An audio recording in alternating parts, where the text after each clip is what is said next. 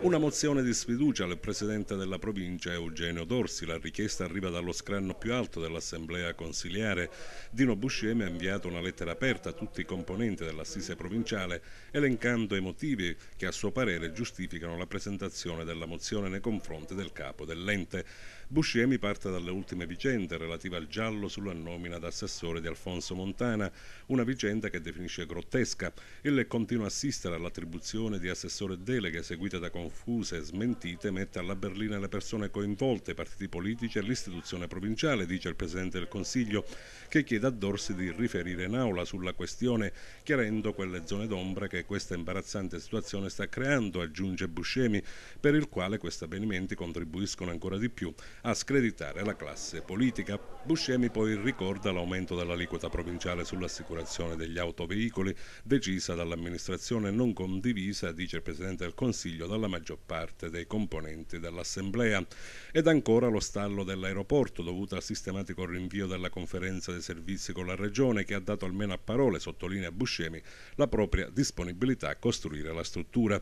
L'iniziativa del Presidente dell'Assemblea costituisce il punto più alto dello scontro istituzionale che da un lungo periodo lo vede in prima linea nei confronti di Dorsi. Diverse tappe hanno segnato il braccio di ferro fra la guida del Consiglio e quella della Giunta, con le pubbliche accuse reciproche e tentativi di riappacificazione che evidentemente sono andate a vuoto. Dopo mesi di apparente pax, ecco la stoccata di Buscemi, a cui replica con durezza e sarcasmo Eugenio Dorsi.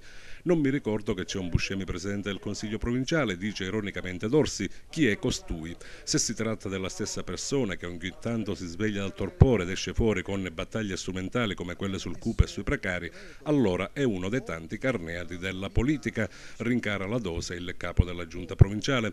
Voglio fare presente che Buscemi è stato 2 anni in maggioranza e non ricordo neanche un piccolo contributo che egli ed il suo referente politico nazionale abbiano dato per la crescita del territorio. Sulla vicenda RC Auto voglio ripetere, afferma Dorsi, che l'aumento di 10 euro l'anno per assicurato è stato causato da uno stato di sopravvenuta necessità, e cioè i sostanziosi tagli dei trasferimenti statali e regionali ed i paletti del patto di stabilità, che avrebbero compromesso l'erogazione di servizi basilari per i soggetti svantaggiati.